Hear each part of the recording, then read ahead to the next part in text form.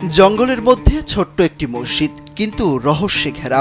মসজিদটিকে নিয়ে রহস্যের শেষ নেই। কেউ জানে না কবে বা কার হাতে এই মসজিদ নির্মিত হয়েছিল। কেউ বলেন মসজিদটি জিনেরা নির্মাণ করেছে, আবার কেউ বলেন মোগল বা তারও আগের। রহস্যে ঘেরা এই মসজিদ নিয়ে লোকমুখে আছে নানা কথা। এই মসজিদটা আমি নয়, শুধু আমার বাপ দাদার জন্মের আগেকার মসজিদ। সেই হিসাবে মানুষ দান ধ্যান করে যে আজ্ঞার অলি আল্লাহরা আসিল, সেই আমলকারী হয়তো এই মসজিদ। ছোট্ট এই মসজিদ নিয়ে এত রহস্যের কারণ এটি জঙ্গলের মধ্যে এতদিন পড়েছিল। কেউ জানতো না সেটির খোঁজ। জঙ্গল পরিষ্কার করতে গিয়েই নতুন করে আবিষ্কার হয় মসজিদটি।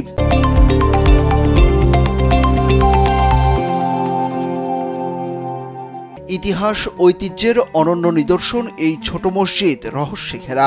স্থানীয়দের বিশ্বাস মোঘল আমলের স্মৃতি বহন করছে এই প্রাচীন স্থাপনা। অনেকে একে জিনের মসজিদও বলে থাকেন। এটি দেখতে দূর দূরান্ত থেকে আসেন বহু দর্শনার্থী।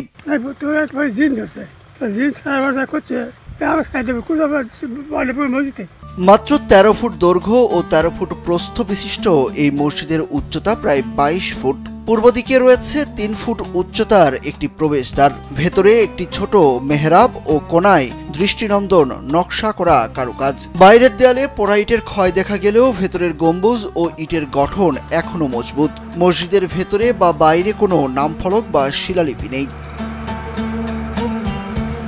বগুড়ার নন্দীগ্রামের বুড়ইল ইউনিয়নের হাজারকি গ্রামে কালের সাক্ষী হয়ে দাঁড়িয়ে আছে আলিয়া জামে মসজিদ। প্রায় 30 বছর আগে হাজারকি হুশিয়ারপাড়া আলিয়াপুকুর এলাকা জঙ্গলে ভরা ছিল।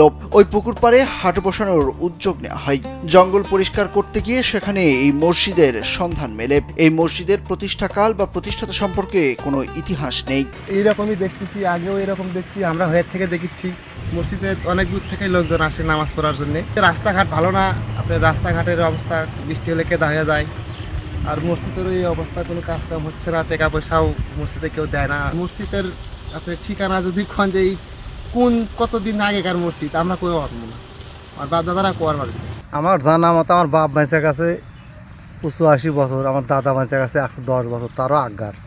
আমার দাদা কোয়া পারলে না, বুড়ো আপ কোয়া পারলে না, বুড়ো আপ কোয়া পারলে না, বাপ কোয়া পারলে নি। তার অনেক দিনকার, আমি তো মনে হয় 400-500 বছর আজ্ঞার মসজিদ।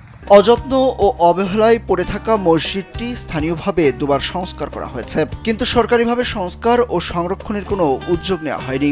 ঐতিহাসিক এই মসজিদের ভেতর 2 কাতারে 4 জন করে 8 জন মুসল্লি ও ইমাম নামাজ আদায় করতে পারেন। বাইরেও 18 থেকে 20 জন নিয়মিত নামাজ আদায় করেন। এখানে জুমার নামাজও হয়।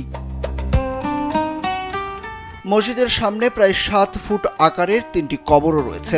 নামফলক না থাকায় কেউ বলতে পারছে না এটা কোন আমলে মৃত ব্যক্তিদের সমাহিত করা হয়েছিল। কবরের পাশেই রয়েছে একটি দান বাক্স। সুরুজ আহমেদ, কালবেলা।